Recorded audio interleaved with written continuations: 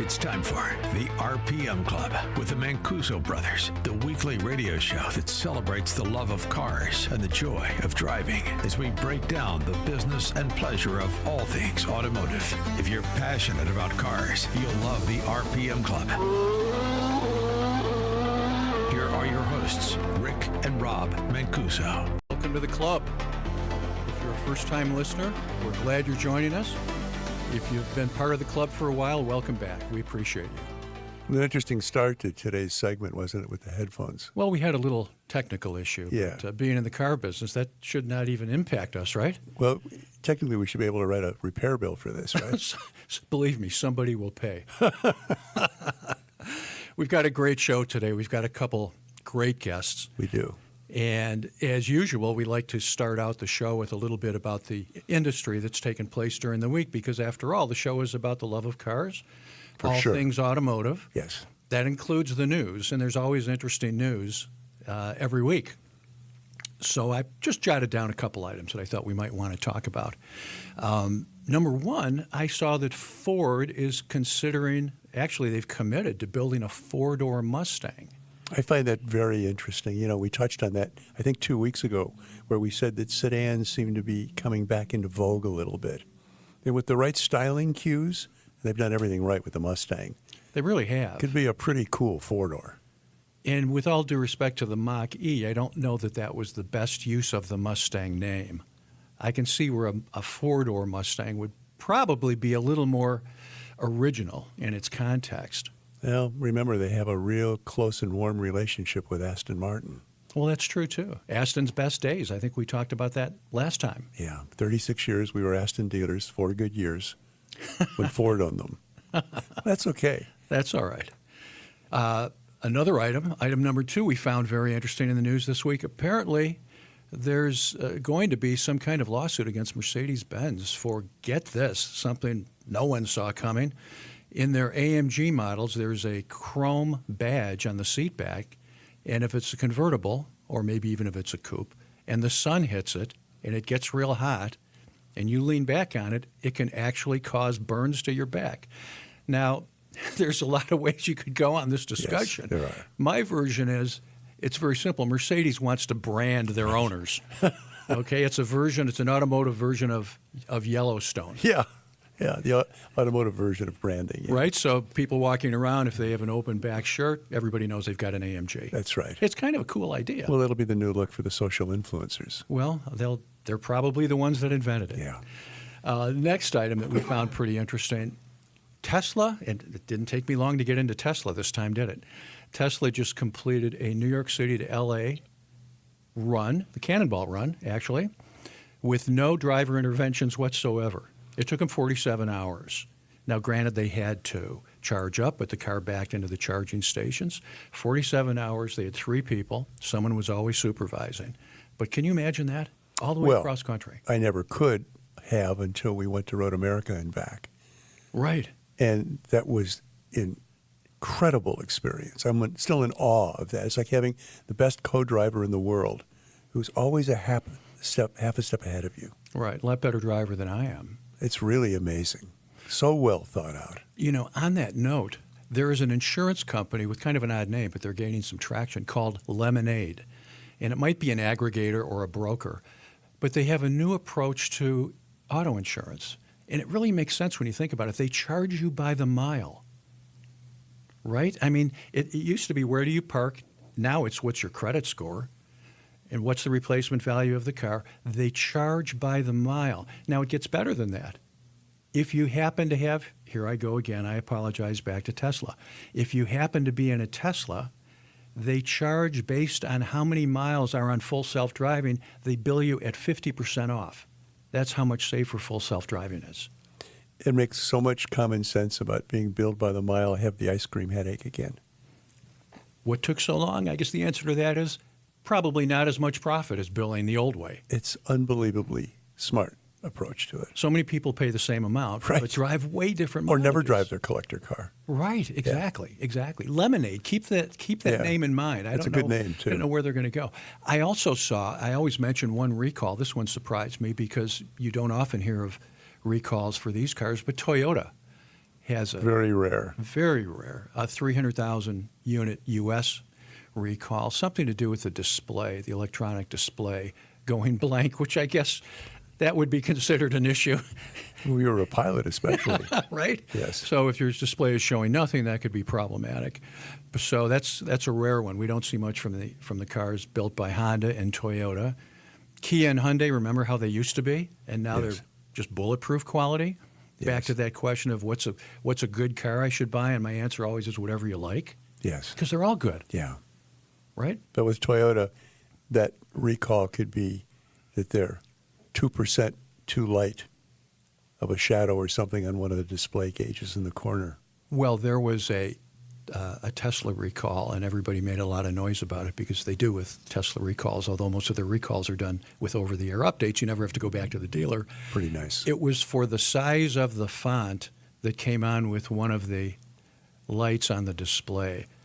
NHTSA thought the display font should be a little bit bigger. Similar to the request I've made of you when you I got to hear this. Where is produce the kind of run of show routine that we're looking at, and we go over it. And the fonts keep getting smaller every time I print them. And Yeah, I this think is- it's some kind of medieval joke on your part. It is totally thought out of beforehand.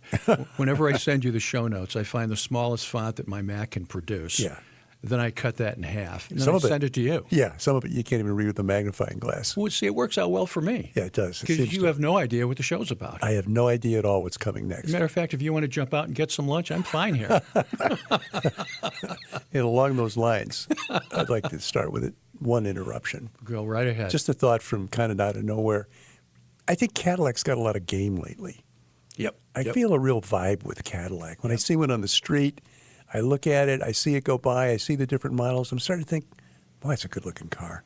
Been a while since we could say that. Yeah, it has been a while. But I they kind of do. like the energy, I think, is starting to Their percolate. F1 effort does not hurt that. Doesn't hurt They're- it at all. They're paying their dues right Yeah, now. they are. It's going according to plan. Were Yeah. they going to be midfield season one? Of course not. Yeah.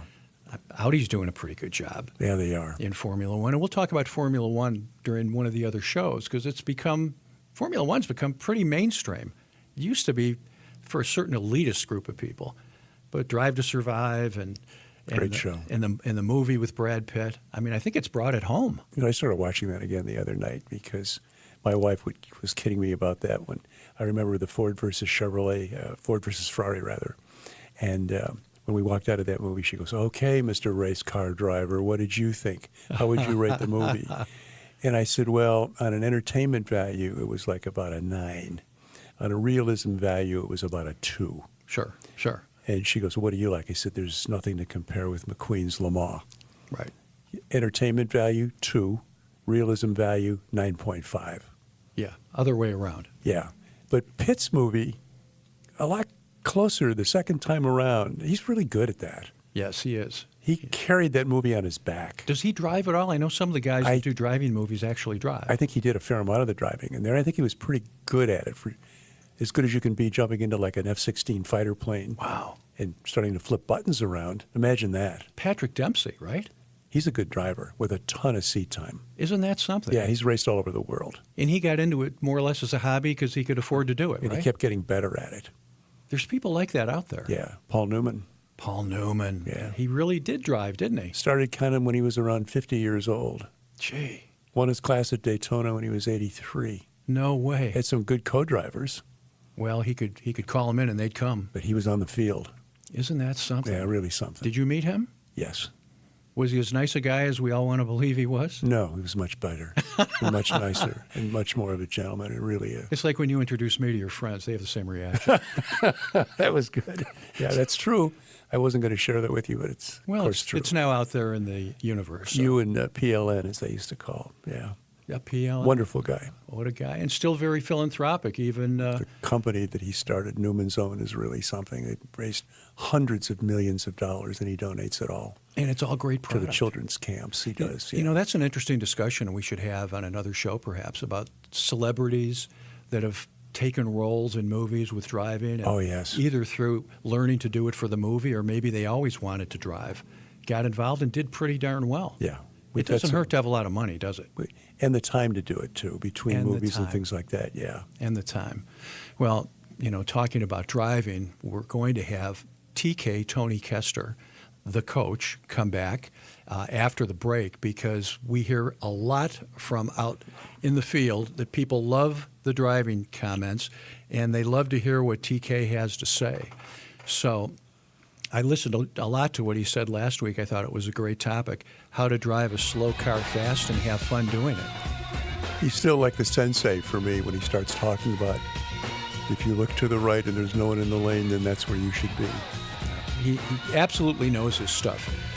You're listening to the RPM Club, 312-772-6834 for our call text line 24/7 or rpmclub.com. We'll be right back.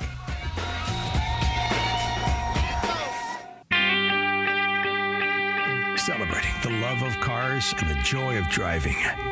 You're listening to the RPM Club with Rick and Rob Mancuso. Welcome back to the RPM Club. I'm Rob, here with my brother Rick, and we were just talking about how people at certain times in their lives have had certain cars that have become part of their memory, part of their personal history. And we had a caller talking about the great cars that he's had, and they're fairly eclectic. I mean, wait until you hear. And he ended up buying a car later in life that, the way he described it to me, it changed his life. And that's just the kind of story that we like to hear, because that's what the show's about. So, Tom, if you're with us, we'd like to introduce you. Well, I appreciate that. Thank you. I loved your comments about the cars that you've had, because you can go through that for us. It's a pretty eclectic list. Well, it's a lot of, roads. MG, I had an MG, a Triumph, a Fiat Spider, 280Z, and cars like that. And I loved all of them. And I've always wanted a Corvette, and finally got one 3 years ago. And what inspired you to finally make that move? Well, I wanted an American car, and in my mind, Corvette's the only sports car that is made in this country. I'm probably wrong, but in my mind, that's. Well, it's America's true sports car. That's how everybody refers to it. It's the original car. It's the original sports car. Yes. And Tom, before we go any further, I understand that you've got a military background. I do.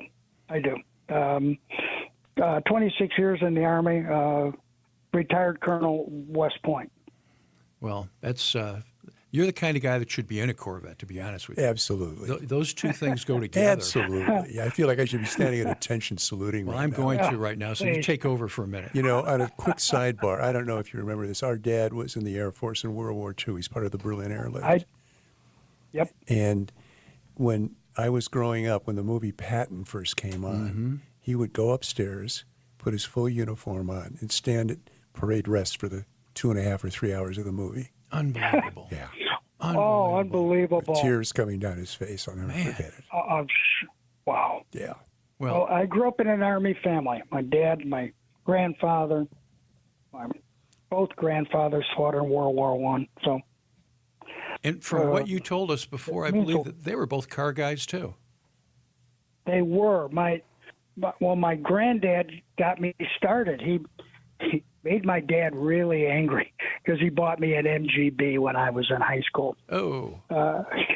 Because I was complaining about the Chevy station wagon in the two-tone green with the 3-speed on the column. Yeah. That's what we had. That would be a collector car today. Yeah. Ugliest car I had ever seen. Yeah.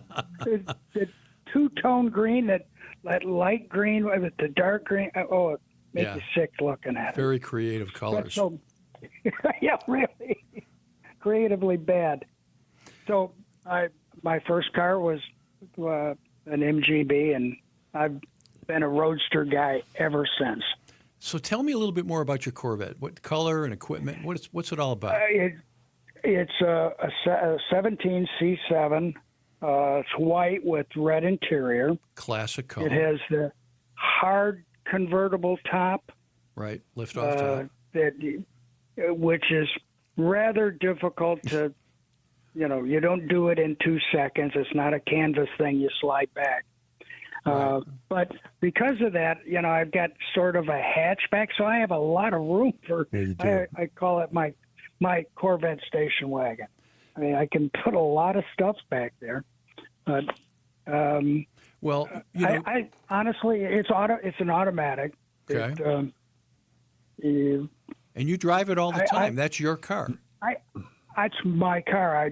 I drive errands. I drive my dog down so she can play with her best dog friend. Yeah, it's my car. I drive it all winter.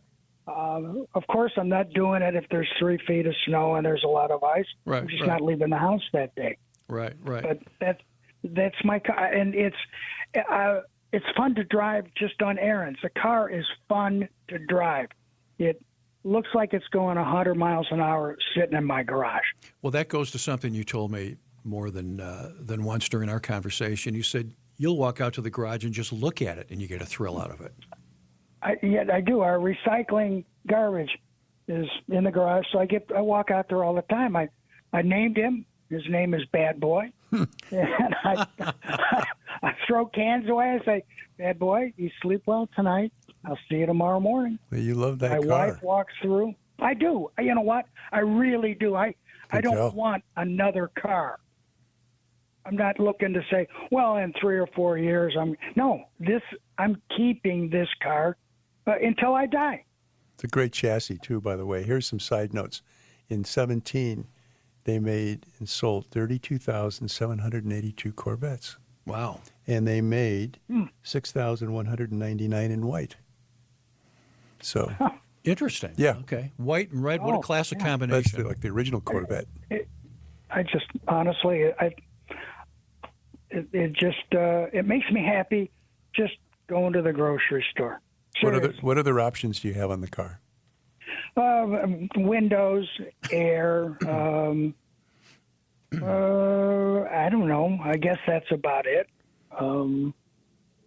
Red carpets? Seats. Yeah, I've got that. What about the wheels? What are they? Which ones? Chrome, silver, black? They're silver. Yeah. With the highlighted red brake Calipers. Yeah. That's a nice look. Matches the interior. Yeah, it is. It really does. I thought that was cool. Well, that's. But I don't think it has anything special. Well, it's special to you, and that's. It is to me, honestly. That's the whole idea: is to have a car that is special to you, that brings you joy, and the way you described it is exactly what we're thinking. You go out to the garage and you look at it. I think a couple of years ago there was a commercial, very well done. A guy parked his car. I don't remember what brand it was. And as he was walking away, he turned around to look at it. I remember that. Right? Yes. That's what when we talk about cars and how people love cars, that's a great example. That's the test. And Tom, this has been a great conversation. You've put into words how we feel about cars, and most of our listeners feel about cars as well. So we appreciate you calling in. We appreciate you listening, and keep us apprised of it. Keep us informed. The trips you take, we want to hear more from you. I want to hear about that. His favorite driving roads, time of day, where to go around this area. That would be fun to explore next time. Sounds well, great. I'll try to do that. Thank you, guys. I appreciate you taking my call. Oh, thanks for the time. Thanks, Tom. Thanks for calling in. Take care, guys. Thank you. You bet. Bye-bye. Our pleasure. So is that not the great example of what we talk about with people loving their cars? It's a real car guy right there. I mean, Tom's had a bunch of cars, ex-military guy, all-American, wants to buy American.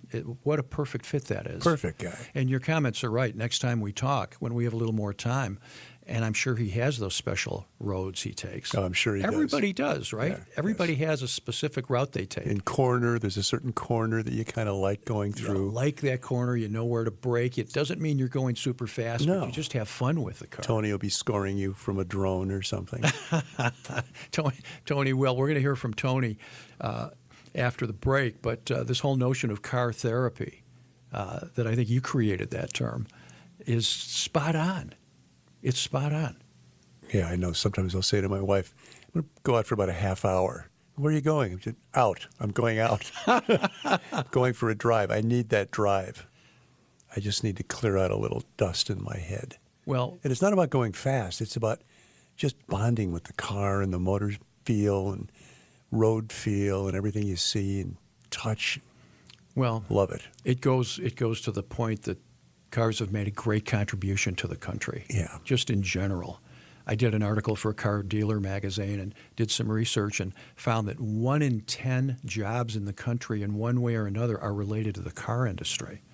Think about that. I mean, that includes the people in the insurance business and the glass business and the steel business, the Pretty dealerships, amazing. the manufacturers, the components. And you'd like to think the outcome of that would be positive for a lot of people. And from the response we're getting to the show, it seems that there's a lot of people out there that do love their cars. That's where Tony fits in so well, because Tony gives us advice on how to get the most out of the car, how to stay out of accidents, how to have fun while you're doing all the above, which sounds like it might be prohibited or complicated. But we always like hearing from him, and we'll spend some time with Tony, and we've got some other great information right after the break. You're listening to the RPM Club.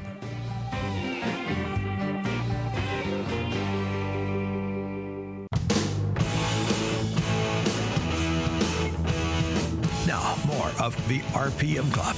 Here are your hosts, Rick and Rob Mancuso. 312-772-6834, 312-772-6834, rpmclub.com. Rick, I'm going to let you introduce our next guest. We love hearing from him, and he's just fantastic to listen to. Well, don't get him too pumped up. You know, we don't want that adrenaline rush on him too high. Well, why don't you just interrupt him like you interrupt me? Okay. TK. But whenever I hear the name Tony Kester, I start thinking of these different stories and racetracks and jokes and funny, silly things that have happened all around the cars, and how happy you'd be if you did something right in driving, whether it was learning how to brake better, steer better, whatever it was that improved a lap time. Tony always had a way of making it real clear. You still have a ways to go, but you're getting better. Subtle, Tony. Yeah. Subtle. It's always one step at a time. He taught me how to be slow, which I do that naturally. So, welcome aboard, Tony. Well, thanks for having me.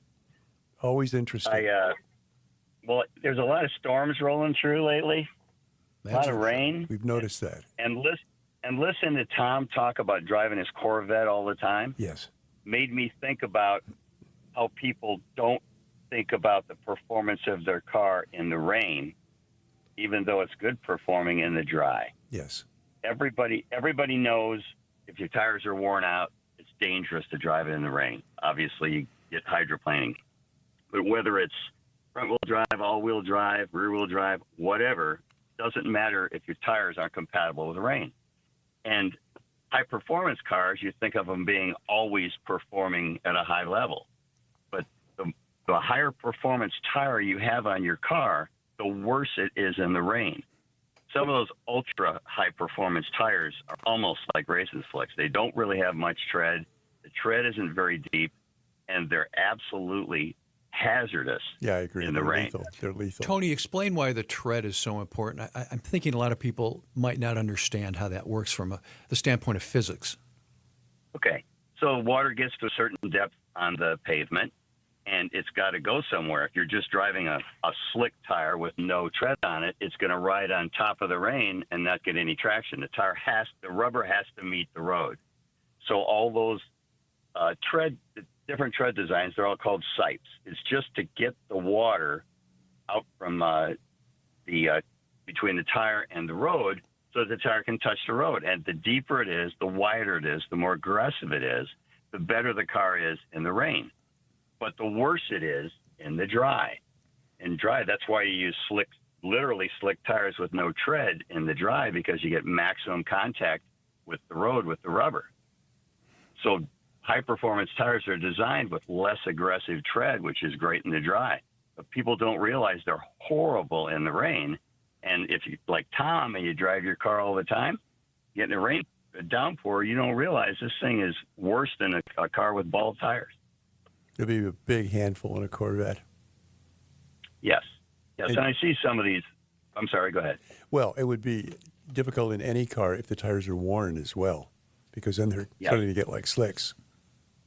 Yes, and one problem you can get into when you're driving around town, there's a crown in the road. Yes. And you know, as you go into the crown, it's a bank turn. And as you crest the crown and the tires are in, the road is wet, you give it a little gas with a rear-wheel drive car, and you could spin the thing out going 15 miles an hour around town. You may like something to really think of. Go ahead. No, go ahead. No, it's something to really think about. I mean, most people don't drive their super high performance car in the rain, but Tom certainly does. And you're going to get caught in the rain once in a while. And basically, you got to slow down so you're getting your doors blown off by somebody in a minivan with all season tires and four-wheel drive, because their car is more compatible and more higher performing in the rain than your high performance car. I take it one level up. I put snow tires on in the winter on all four corners, and now I leave them on all year. I call them my wets. They're great in the rain. They're quieter. Yes. They have a smoother ride, and they're just delightful. It's kind of odd that they're studded, though. Yeah. He likes to throw sparks when he takes off. Yeah, you can see him coming a mile away. We don't use those studs anymore. Chains. But I remember those tungsten studs. Those saved my life once going up to Boyne Mountain in Michigan to ski. Saved my life. Well, those are a poor substitute for chains, but chains are the real deal. But he's right about the tires. The better and deeper tread you have, especially in the rain or especially in the snow, things like that, the more control you have over the car. Tony, we've got about a minute left, and one question I want to ask you about tires. The hot and cold make a difference too, right? Yes. I mean, winter, summer? Well, obviously, people always say that BMWs, for example, are terrible in the wintertime. No, it's because of the tires they've got on. You put a set of Blizzaks, to name a brand, That's put a a set of great Blizzaks in a BMW, it's like a snowplow in the wintertime. It's a great tire, yeah.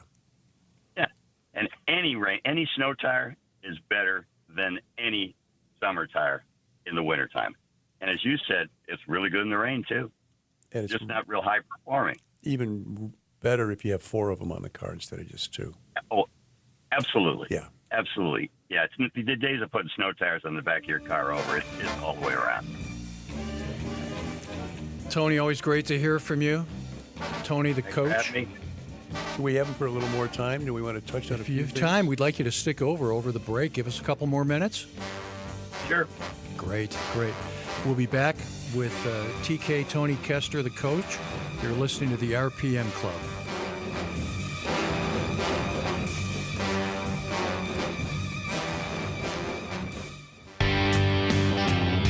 We now return to the RPM Club with your hosts, Rick and Rob Mancuso.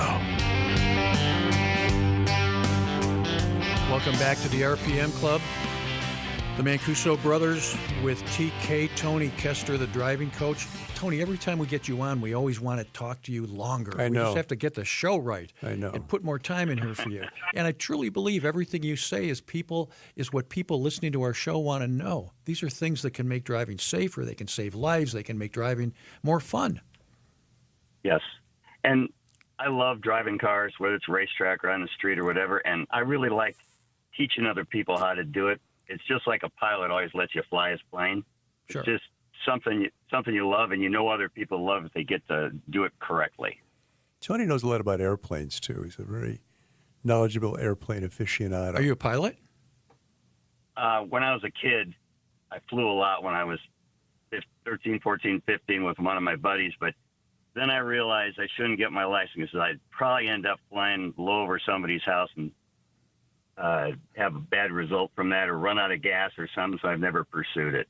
I would need a co-pilot, a responsible co-pilot. I'm always available. Here we go. And again, from last week, some very disturbing car stories. I was simply explaining to my brother how I learned to drive. Yeah, we talked about, what was the first time you went over 100 miles an hour?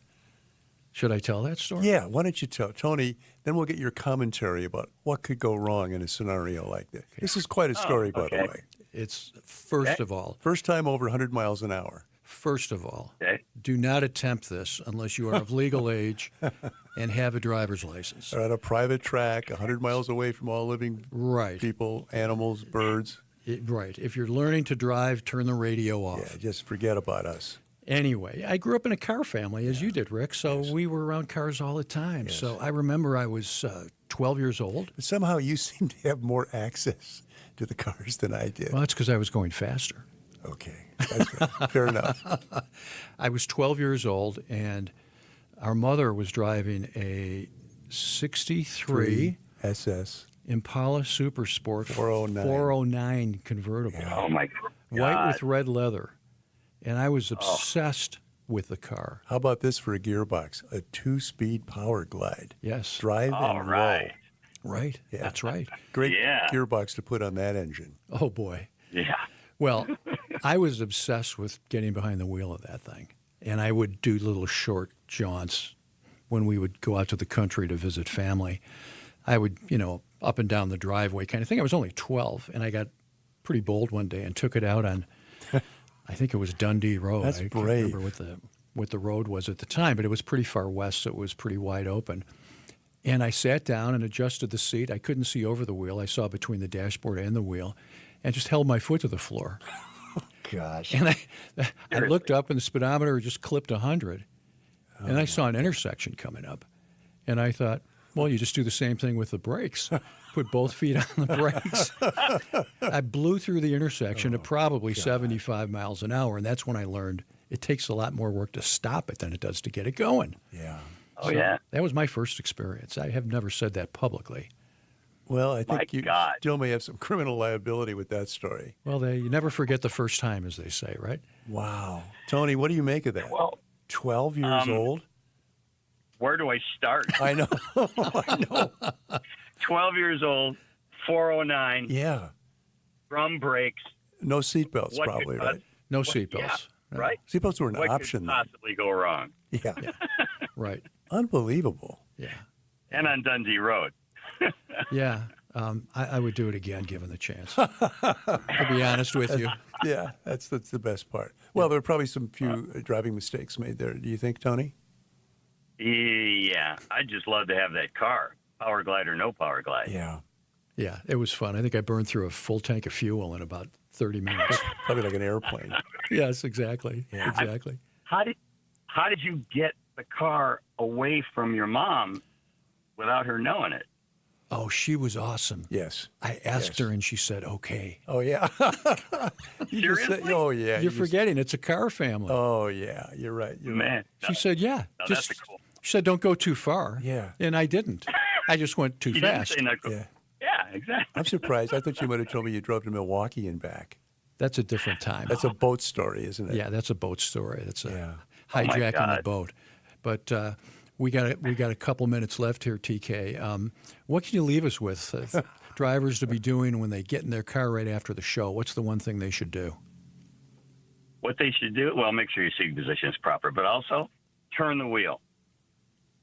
People don't turn the wheel enough, particularly when they're trying to avoid an accident, because they're afraid that the car will flip over. They won't go past 90 degrees. Make sure that when you have to turn the wheel, ease into it.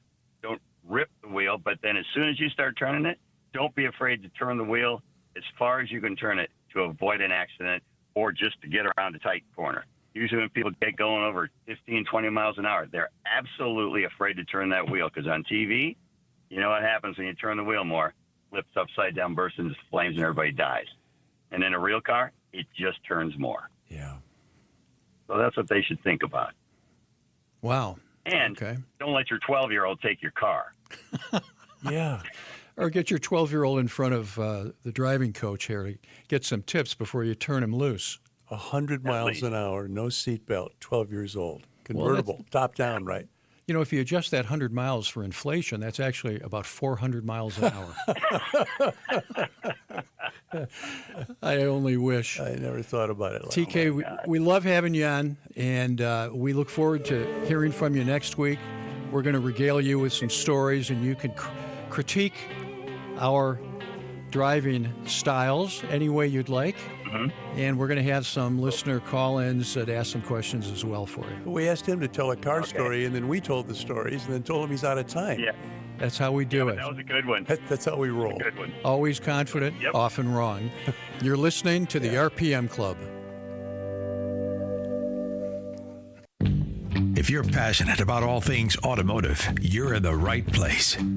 This is the RPM Club. Here's Rick and Rob Mancuso. Welcome back, rpmclub.com. Rick, we start the show with some of the news of the last week, and sometimes I dig deeper and I see a trend in some of the headlines, whether it's Automotive News, which is the industry publication, or Car and Driver, Road and Track, Wall Street Journal, and I see things, and I'm just going to run through a few headlines of very, very current events, things of concern today to car dealers, and maybe just give a brief comment. It's kind of like a lightning round. Okay. We don't have enough time in the show today to get in great detail on all of these, but, for example, I saw one headline that said dealers are facing severe technician shortages because of the rising engine complexity. And Yeah, nothing's gotten simpler. It Right. may look like it's simple, but it's just become more complicated as time goes on. so what's the solution to that? You've got to hire the best people you can find. You got to get them trained, And you've got to train them and pay them. pay them properly. Pay them properly, the great amount of skill they bring to the game. A second item that I've noticed, a headline, soaring vehicle prices pushing buyers to use car lots, and lenders are forced to extend loan terms. Yeah, they've been doing that for years. It used to be 2 or 3 years you'd finance cars. Now they're, 84 months and going longer? That's right. That's right. Here's another one in the lightning round. Dealers are fighting factory direct sales to protect their franchise system.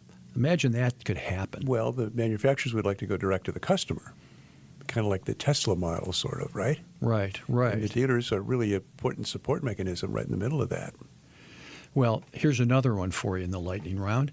Low-cost imports are threatening the domestic market And we hear about that now coming from China as well.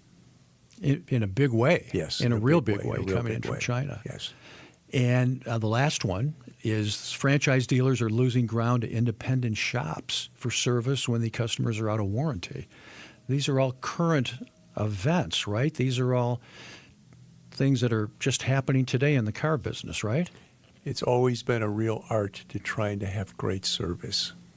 And you have to work at it nonstop to get there.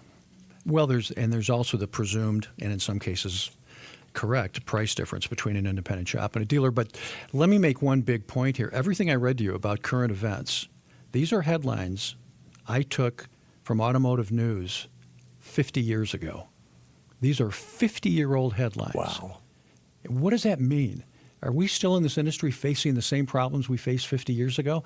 Maybe that's not unusual. Maybe restaurants face the same challenge of margins and how big the drink should be and keep the price down. But we're looking at things as basic as finding technicians, as keeping the cars affordable, dealers fighting direct sales. These are things that we've been talking about since 1976. It's hard to think that those topics would have been important to discuss 50 years ago. But look how much the business has grown in 50 years. Well, the business has grown and there's been a generational change. And a lot of Yes. these problems, what's old is new again kind of thing. Yes. That might be why some of this is happening. Yes. Size doesn't always cure all the problems. Sometimes it elongates the problems and brings new ones at a bigger scale back. Right, right. Well, that goes to our discussion we're going to have next week. We got a great show for next week. We're going to talk about the franchises that we've represented It'll be interesting. in some granular detail, Yes. from how we got them, how we ran them, the beginning of them, the end of them, brands that are not in the country anymore, The challenges along the way as well. the many, many challenges along the Oh, way. yes. Well, we like to talk about all things automotive, and that's what today's show is about. Next week, we'll do the same, but we're going to do it even better. We'll have exciting guests for you. We want to hear from you, 312-772-6834. Call or text 24/7. You can listen to us live or listen to us on our platform, rpmclub.com.